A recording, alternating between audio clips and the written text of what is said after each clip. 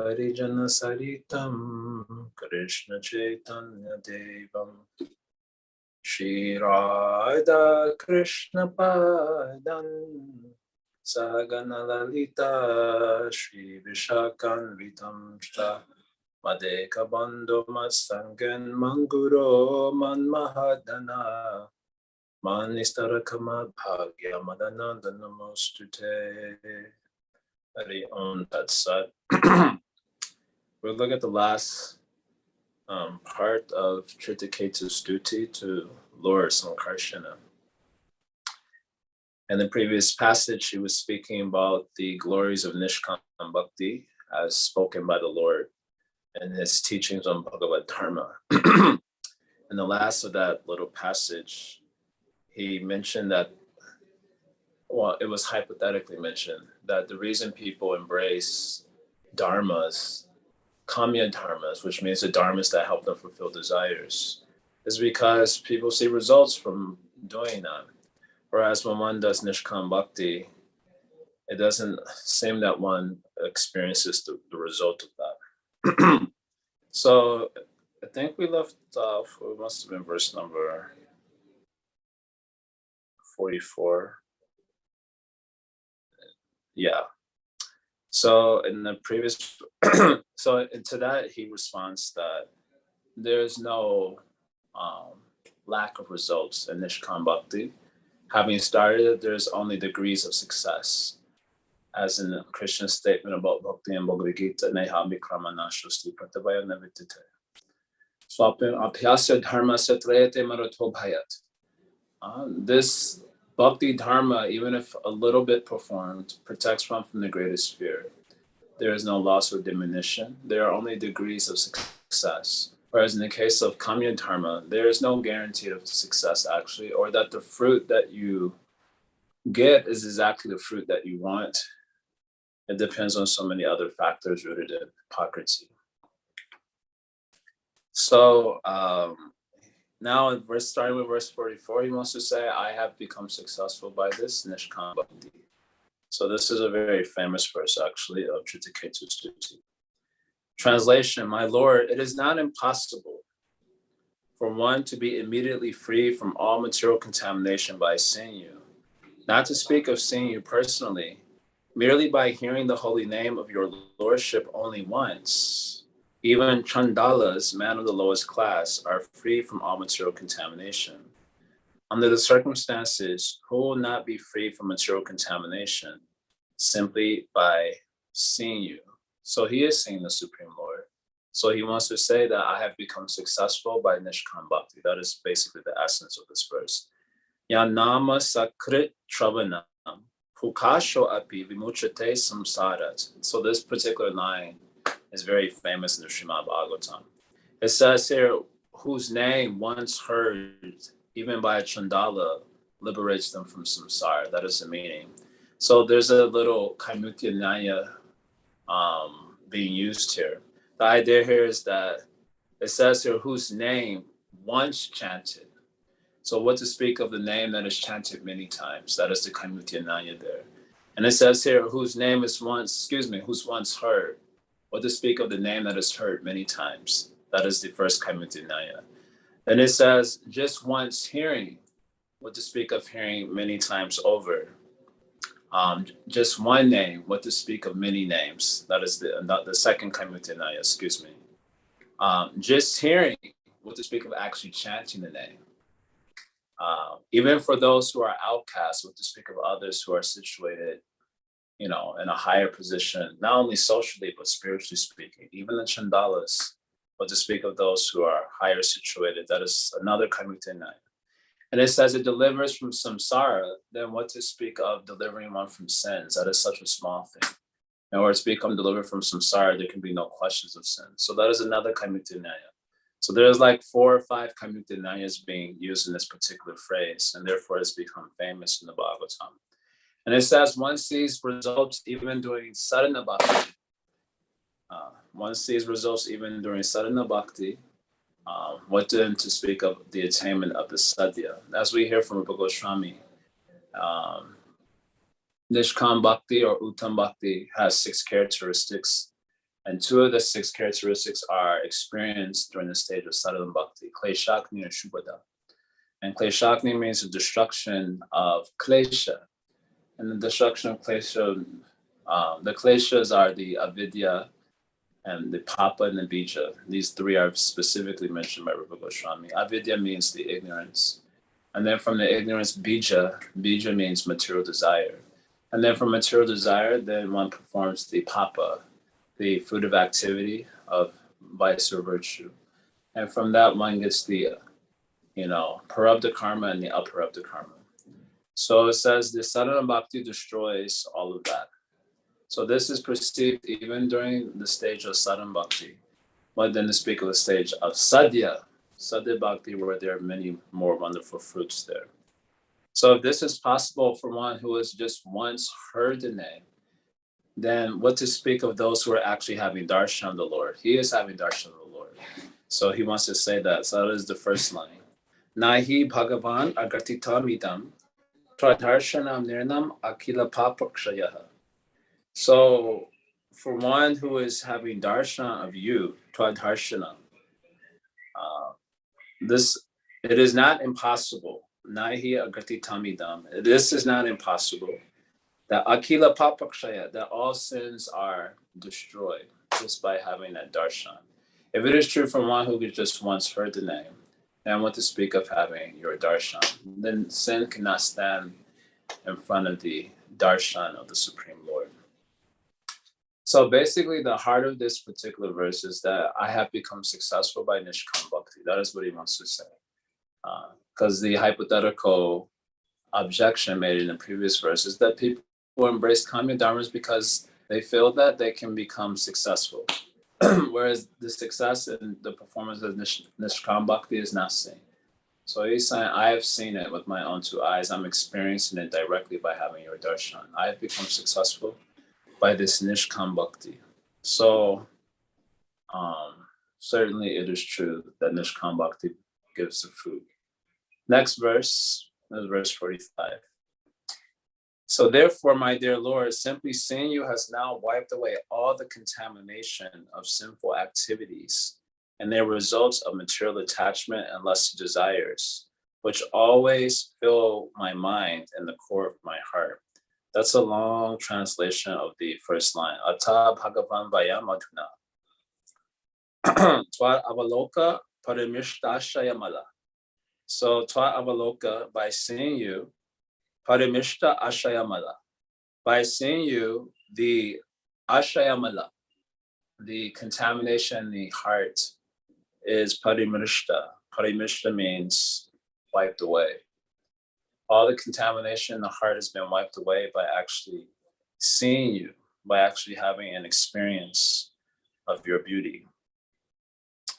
Ata Bhagavan Vayam Adhuna. At this present moment, because he's actually having darshan, the Lord's beauty at this particular moment. So whatever is predicated by the great sage Narada Muni cannot be otherwise. In other words, I've obtained your audience as a result of being trained by Narada Muni. So Sarashya Yakatitam. So whatever has been spoken by Narada Rishi, Tava Kena Katam Anyata Bhavati. So he is your devotee, and how can it be otherwise? In other words, how can I not have success? Having received the grace of your great Bhakta Narada Muni, how can it be otherwise? How can it be that I would not become successful? My heart has certainly become freed from all the mala, the tincture in the heart, has been wiped away by having your darshan. And how can it be otherwise? For I've been trained by Narada Muni. So anyway, the heart, like the previous verse, is just a closer that I've become successful. And the cause of my success is the association of sadhu. That is the cause of my success. I've become successful by associating with sadhu. And the association of sadhu, one gets the opportunity to see Krishna. Having darshan of sadhu is, in a sense, itself seeing Krishna. Or you can say Krishna's mercy is coming through the gateway of a genuine sadhu. So in the association of sadhu, one sees, and by seeing, we hear me experience. Seeing doesn't just necessarily mean seeing with the eyes, but it means experience. When the word seeing is used in Shastra, it means the anubhava, like the experience of the presence of God. And there are, of course, different degrees of seeing. And of course, having darshan with the eyes is considered, superlative or at the top of the list, undoubtedly. But having experience of the presence of God, so much so that all the tinctures in the heart, all the raga dvesha, all the attachments that we have can be wiped away just by the experience of greater beauty. As Krishna himself is telling in Bhagavad Gita,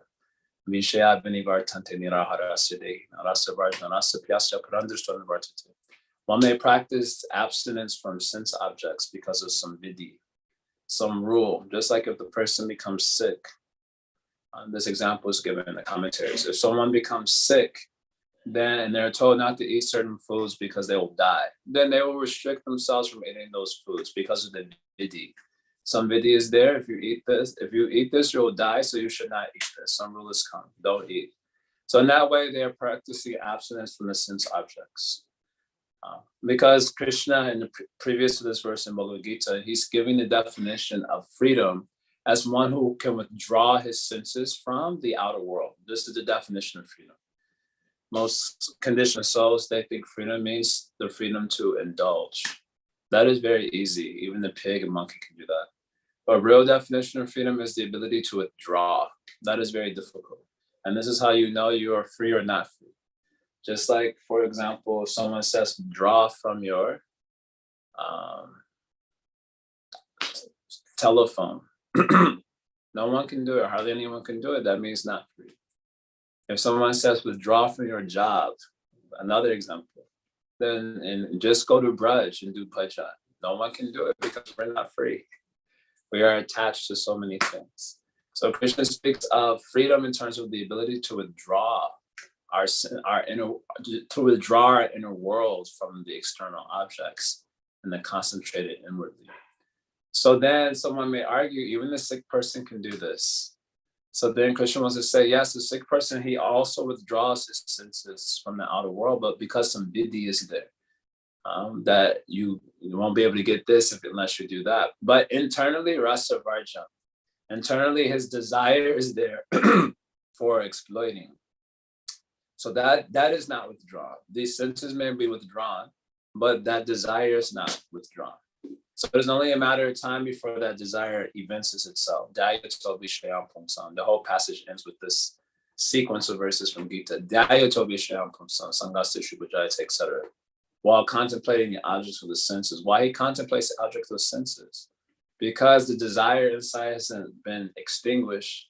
And so some scars related to that desire again come up and then cause him to become again attached. And then again, he embraces the outer world. So Krishna says that rasa varjam, that desire in the heart, that itself is extinguished. Param drishtra nivartate. When one is drishtra, like perceiving the beauty. That's how Prabhupada writes about it in his purport. He uses the language, tasting the beauty of Krishna. If you experience the beauty of Krishna, then that rasa varjam itself gets extinguished. And that is how one becomes free. One is able to withdraw the inner world from preoccupation with the external objects and concentrate it inward on the soul and on God and move towards God. That is not possible unless you're experiencing the beauty of God. So that's what it says. Tva avaloka paramishta ashayamala. This ashayamala, the mala tincture or contamination in the heart, is wiped away by that experience. And sadhu sangha is the gateway through which such experience can come. So he's saying, how can it be otherwise? I've gotten the mercy of Narada Muni. And through the gateway of Narada Muni, I've been able to taste and experience your beauty. And therefore, all this tincture in the heart has gone away, and I've become successful by that sadhu sangha. Therefore, we've been sharing this statement last few weeks from Jiva Goswami's Bhakti Sandarbha. We say that the Abhideya is bhakti, but because bhakti itself is coming from sadhu sangha, and the experience of the beauty of bhakti is certainly coming in the association of sadhus. Therefore, Jiva Goswami says, actually, we should say that sadhu sangha is itself the Abhideya. That is actually the Abhideya. Because without that sadhu sangha, no one can become successful in Krishna bhakti. Krishna bhakti, sadhu sangha is the beginning, middle, and end of the whole Krishna conscious journey. Krishna bhakti janma mula sadhu sangha, Krishna prema janmetina punamukhyanta. In the beginning, we are getting bhakti from sadhu sangha. In the middle, we are nourished by the Shravanadi Jal, the water of Shravan Kirtan, which is coming from sadhus only. And in the end, when one has attained prema, in order to relish the rasa, that time also you need sadhu sangha. Machitta makata prana bodhayanta parasparam. Katayanta shaman nityam tushanti charamanticha. That time, this rasa of bhakti is relished in the company of sadhus. So sadhu sangha is the beginning, middle, and end of the whole Krishna conscious journey. So how can it be otherwise that I've become free, I've become successful? I've gotten the association of Narada Muni, and in association I've experienced your beauty. That beauty has removed all tincture, and now I can relish Krishna consciousness. So he is saying this thing here. So final few verses, they don't have commentaries by Prabhupada. Well, a couple of them at least. This is the next verse. Oh, unlimited supreme personality of Godhead. Whatever a living entity does in this material world is well known to you because you are the super soul. Viditam ananta samastam. Tvajagat atmanon janar iha charitam. So it is, you are unlimited and everything is well known to you because you are the Jagat Atman, because you are the super soul of the Jagat. Jagat means the universe, or Jagat means the living entities who are moving, throughout the cosmos. So he himself is the indwelling soul. So naturally, he knows everything. There's no need to confess in one sense to he who is the knower of everything. So he wants to say like that. In the presence of the sun, there's nothing to be revealed by the light of a glowworm. So this is the last line of the verse, Kiyariba Sabituriba Kadyotai. I'm giving a little analogy. If the sun is shining, then everything is seen clear, crystal clear. It does not need assistance from some glowworm. Actually, the glowworm's light itself is eclipsed. You don't even notice it in the light of the sun. So he's saying the revelation of his own story on the way to Krishna consciousness, this is already well known to the Supreme Lord. There is no need to confess it to the Lord because he is already all-knowing. Still, he is sharing his journey of success, and just says to say thank you, because that is relationship. Although God knows everything, it is still healthy to place ourselves before that omniscient Lord and reveal our heart to him. As I think this is a C.S. Lewis quote. This is a paraphrase, but he when questioned about prayer and what is the use of prayer, because prayer doesn't give any, again, the atheist demeanor, prayer does not give any result or doesn't make any change. And he says, I pray to God, not because it changes God. In other words, by praying to him, my prayer is working as a currency by which I oblige the Lord to reciprocate with me in a particular way. He says, I don't pray to God because it changes God. I pray to God because it changes me. To place oneself before the Lord in humility and necessity. This practice, this anga, is known as Vignapti and the Bhakti Rasamrita Sindhu, submission. Submission doesn't mean like bowing down, but submission means like submitting a report card, or when you want to submit like a detail of your day, called Vignapti. So this is a nice practice in the Angas of Bhakti, Vignapti. And there are 3 types of Vignapti are mentioned there by Rupa Goswami, but placing oneself and giving a submission. This is my consciousness, this is where I'm at. And not because it changes God, but because it changes us. It gives us a sense of the presence of Bhagavan and his reciprocation with us. Next verse, that verse Prabhupada does not give any purport. My dear Lord, you are the creator, maintainer, and annihilator of this cosmic manifestation. But persons who are too materialistic and who always see separateness do not have eyes with which to see you. They cannot understand your real position, and therefore they conclude that the cosmic manifestation is independent of your opulence. My Lord, you are the supreme pure, and you are full in all six opulences. Therefore, I offer my respectful obeisances unto you. So these last two verses are just a simple closing out. Give some final vandanam is given to the Supreme Lord. Namastu Bhyam Bhagavate. So my obeisances unto you, Bhagavan. You are the Ishaya, the Lord of all the creation, maintenance, and destruction. That is the second line. But this truth is not appreciated. Duravasi tatmagataye. This is not appreciated by most. And here he uses the word kuyogina. Kuyogina means a bad yogi. This word ku is coming in so many places. Kuyoginam, kukata, matikni, and so on. So this kuyoginam, who is Bida? Bida means he sees with separateness. Bayam dvitiya vinivesha tasha.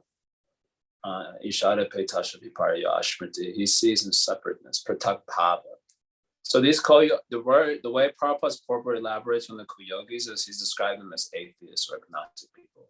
They don't see the very foundation of the universe. And therefore, not seeing the very foundation of the universe, they think that the universe is independent of some greater ground of being, which is God. And they don't consider God. And so they are called here as Kuyogi Nabida, the Kuyogis who see with separateness.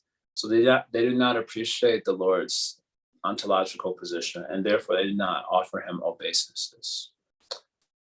Paramahamsaya. Paramahamsaya is a word referring to the Supreme Lord. He is like the Supreme Hamsa. He even has one avatar called Hamsa Avatar. So the Hamsa, the swan, Hamsa means swan. The swan has this quality of apparently, at least in the way we hear about it, it has this mythic quality that in a mixture of milk and water, it can drink out the milk and leave the water. Somehow the Hamsas have this ability. So here, this word Paramahamsaya, at least according to one of the commentaries, is also part of his supplication. You are the Supreme Hamsa.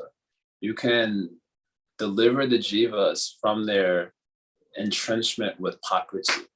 The jiva, I guess in that analogy, would be like the milk, and the water would be like all the various elements of Prakriti. So it is the Lord who can deliver such jivas from their entanglement or mixture with the elements of Prakriti. These jivas who are themselves having an absence of awareness of Bhagavan because they're preoccupied with nature and they don't see its foundation. Like Krishna says this in Gita also. They don't know the real form of the tree. They don't know what its foundation is, where it begins, where it ends. And so they're just absorbed in that and they're lost. So there's a sense of, like in the Viknapti spirit, come deliver me. O Paramahamsaya, come deliver me, this jiva, from this entanglement with nature. Okay, the final verse here is final obeisances, verse 45. My dear Lord, it is after you endeavor that Lord Brahma, Indra, and the other directors of the cosmic manifestation become occupied with their activities. It is after you perceive the material energy, my Lord, that the senses begin to perceive. The Supreme Personality of Godhead holds all the universes on his head like seeds of mustard. I offer my respectful obeisances unto you, the Supreme Personality, who has thousands of Lords of Krishna. Yes, Krishna is the first cause of everything. So he's the first cause of all actions and first cause of all the sensory faculties.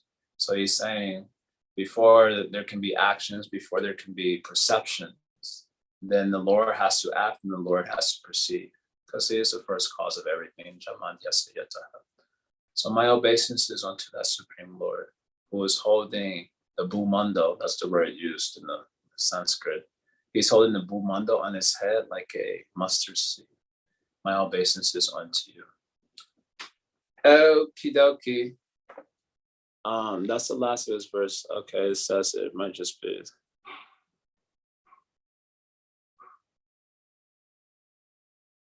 Yeah, sorry. I don't, the Bhakti Center internet's been really bad. I'm using my hotspot at the present moment.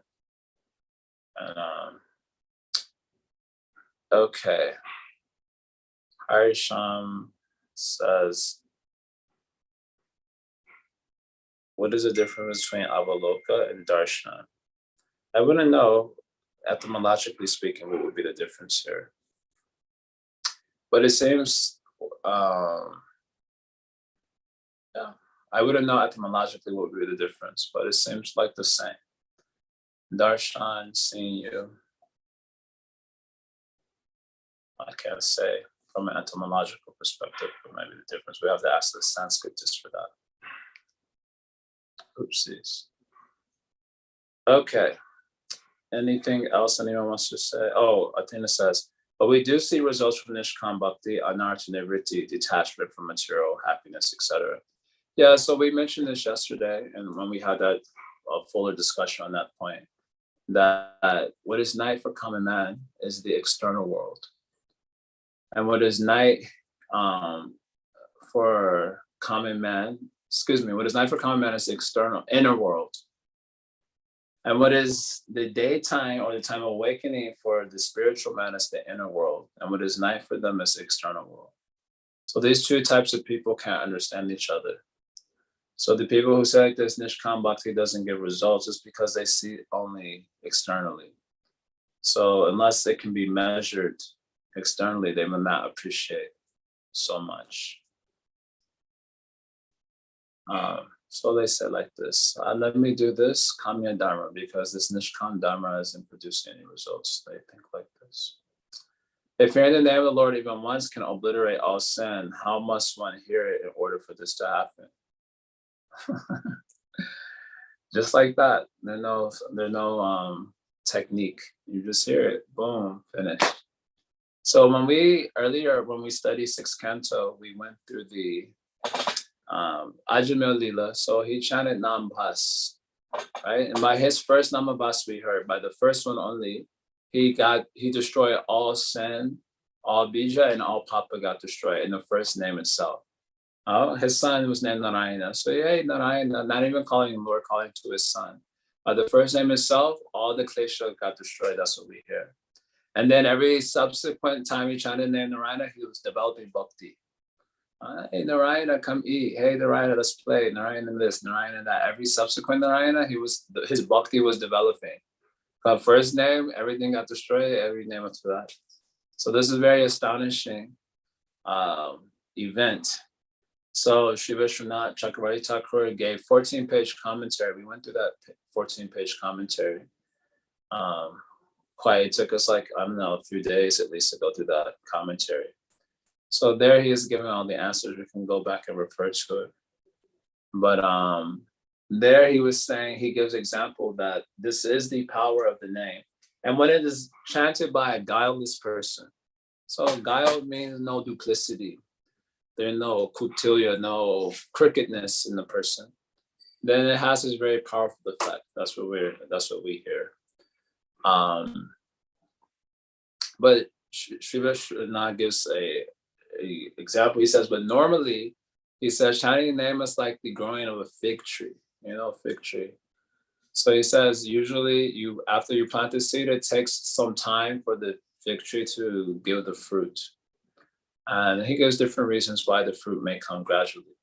So Ajamil's case is to show that this is certainly the power of the name, but the name will not necessarily reveal itself in all its glory immediately, most of the time, but gradually. He gives some comment like this, just as the fig tree is showing its fruit after some time. So otherwise, there's no technique as such. Just one should not do the aparad. Okay. So then it says, so we hear the holy name every day. Are all our sins completely obliterated? Why not? And every day, whatever sin we may possibly accrue is also obliterated without our chanting of holy name every day. Why not? That is also possible. Just like, so Sri Vishwanath quotes many verses in that commentary, and he said just one shining holy name destroys unlimited sins in the past, present, and the future. Unlimited sins in the past, present, and the future. So, and if you say that this is hyperbole, this is called arthavada. This is the hyperbole to get people to chant. Then that thinking is itself aparad. So that is very much worse than a sin. So this is not arthavada. This is a weak glorification, a glorification of the name to get people to chant. No, this is the truth of the holy name of the Lord. So we hear the holy name every day, all our sins completely obliterated. Why not? We shout that Shraddha. So that is saying also in Ajamila Lila, that after he chanted the name, so Sri Vishnu is telling that all the kleshas, that means avidya, papa, bija, all got destroyed in his chanting of holy name. But it was saying that he was still doing simple activity afterwards. So that is compared to the biting of a snake whose fangs have been removed. He gives this imagery. And he said it is like the continuation of the parabdha karmas of the jiva mukta. So the jiva mukta, he is attained jiva mukti, but his parabdha karma means the karma by which he has a particular body he's in now. That continues to play itself out until he dies, whatever his parabdha karma is. That continues to play itself out until his death. So they give different explanations like this about the holy name.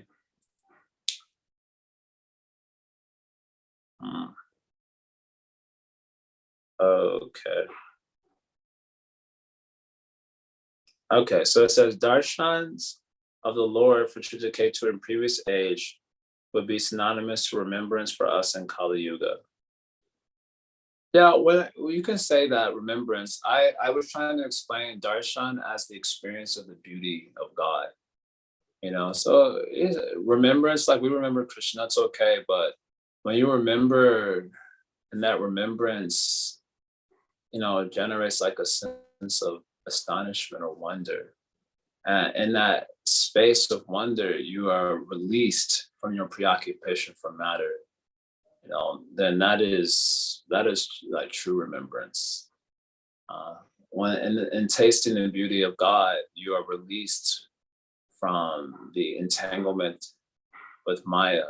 Then that is experience of God. Until then, if we're so entangled with Maya, we're not yet tasting the beauty. Like Prabhu Goswami is telling us, Krishna Nama Charita Disitapa Vidya. The name, etc., of Krishna's sweet light sugar candy. But if the avidya is still affecting us, then we may not taste that sweetness, just like one who is having the jaundice taste sweet things to be bitter. That analogy the Goswami is giving. So if we're tasting the name to be bitter, that means we're not yet released from our preoccupations with matter. But if you're really experiencing something wonderful, then you get immediately released from Maya. So remembrance like that, or hearing like that, or chanting like that, that is equivalent in Kali Yuga, you can say. And also those who have darshan, like it's Sadhya Bhakti.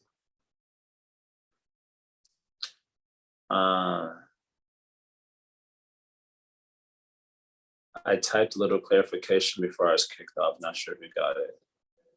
I don't think so. Okay. So darshan of the Lord for sure. Okay, that's good. So it's so crazy that we are asked to keep faith on the power of the holy name, destroying the sins previous and the past, and then we condemn devotees of what they have done previously or in their early days. Yeah, so that is called aparad. That is very, very bad. Previous and future sins. Sorry, yes, that is also that is aparad. Therefore, Raghunath Bhatt Goswami, he had this practice that he would not hear anything bad about any Vaishnava, even if it was true. He would So we should also practice that also. We should not hear anything bad. The fact of the matter is, we don't know what Krishna is doing in the devotee's life.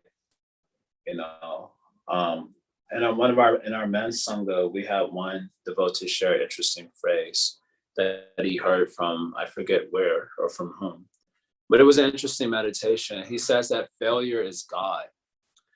and probably hearing it from some sort of, religious person, that failure is God, that we may meet God or are able to meet or experience God's presence more profoundly in the dark space of failure than in the light of success.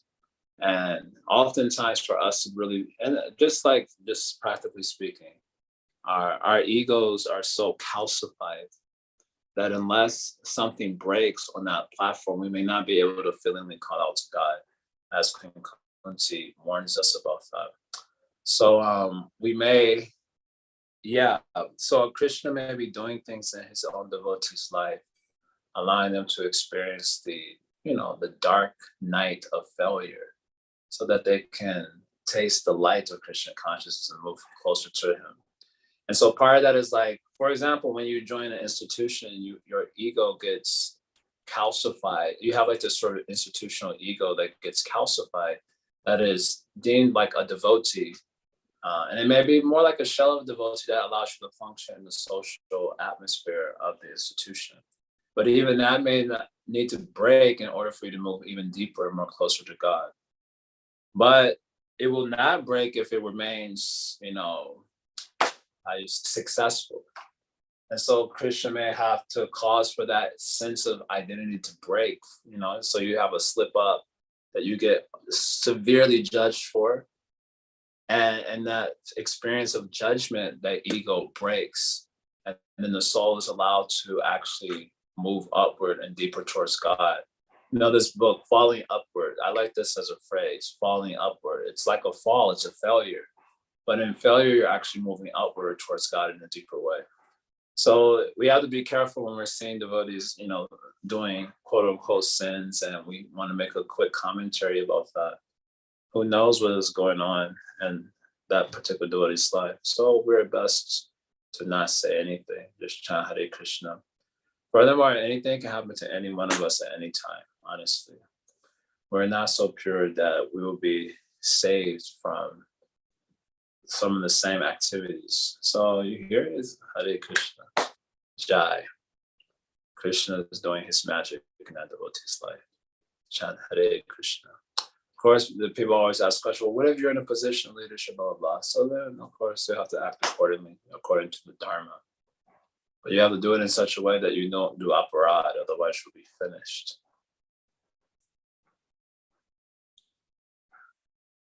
All right. Yes, you said once those criticizing those criticized. None. Okay, Bob, sure. Okay, so then it says, from a technical point of view, how does it obliterate future sin? What is the technicality? No technicality, Shastra is telling. Period. As those sins have not yet been performed, does it mean the effect of the holy name changes one so that one does not further engage in activities that produce sin? Or is it a more mystical, metaphysical way? How to understand? Shastra is telling. That's how to understand. Shastra gives information for things that are beyond sensual perception, right? That is the whole reason for Shastric revelation, to help us to give information or knowledge for things that are beyond sensual and mental ability to capture. So something like the sins being destroyed in past, present, and future, that is certainly beyond sensual confirmation. Why only the future? What about the past also? How do you destroy things that have already happened? That is, you accept Shastra or you don't accept. But how else can it be understood? And in a technical sense, you can say as long as one is related to the gunas of nature, then every possibility is there within the jiva, especially in your lower gunas of nature, Rajagun, Tamagun. Who knows what we can do? We can do anything, actually, anything evil also. As long as we're related to the gunas, all good and all evil is possible for us. That is a fact. So somehow it may happen that we get involved in something. As Krishna said, even if my devotee does most abominable activity, that means, apichat means, even if means to say that it generally does not happen, because my devotees are not attracted to sin or vice or virtue. So generally does not happen, but even if somehow It may happen, material world is quite entangling place. So it happens, my devotee gets caught in some very abominable action.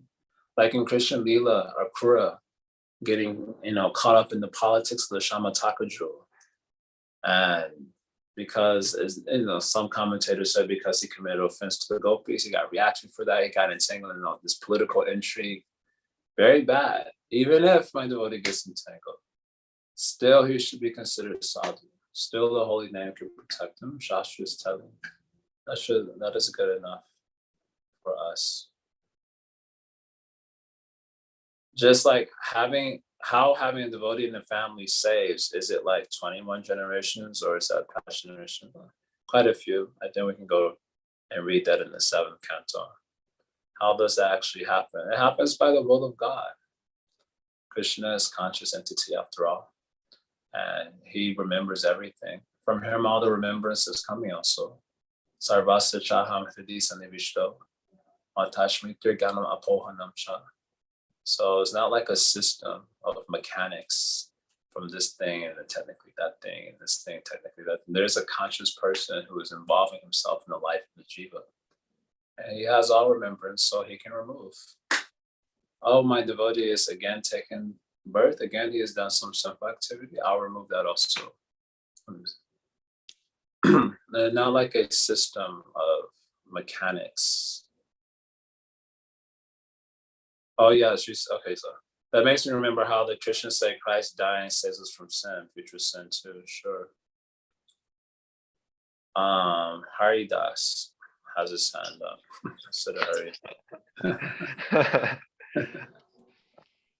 Prabhu, I was thinking that the Bhagavatam, I was noticing, this is replete with references and glorification of the holy name. I was just reading this section earlier today about Daksha, and even there, when the Lord Vishnu appears after Daksha is reinstated in the yagna, the last verse of the glorification is glorification of the holy name. I was just reading it 4:747, and then today also we're reading this prayer, and it has also a glorification of the holy name.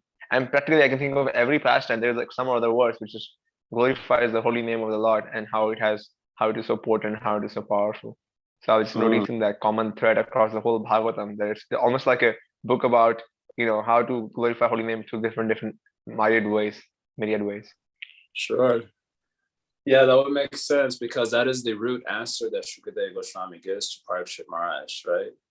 Parikshit Maharaj is what is the duty of all men, especially those about to die. What should he hear, chant, and remember? And what should he not hear, chant, and remember? This is the seminal question for Parikshit Maharaj. And right in the outset of the 2nd canto, Shukadeva Goswami gives an answer. And he says, Hari Anu Sankirtana, right? That one should do constant Sankirtana in the names of Hari. And this is suitable for the siddhas, for the sadhakas, and for the materialist. So this is a duty of all men, because that was the question, the duty of all men. So that means the siddhas, that means the sadhakas, that also means a materialistic person. So this is a duty for all men. In all cases, they should do continuous harinam. So that is his seed answer. And so naturally, the sense, you can say, of that answer is going to be permeated throughout the rest of his telling of Srimad Bhagavatam to Parikshit Maharaj to give conviction in the holy name of Krishna. Nice. Thank you for your observation. Okay. Anything else anyone wants to say? Well, otherwise we can pause here. And for the next passage is Sankarsana is responding to Tritaketu. So we'll hear that the rest of the week. Okay, 3, 2, 1, we're good. Om Tat Sat, thanks a lot. Srila Prabhupada Ki Jai. Go Premanandi. Hari Hari Bol. Hari Hari Hari Bol. Hari Bol.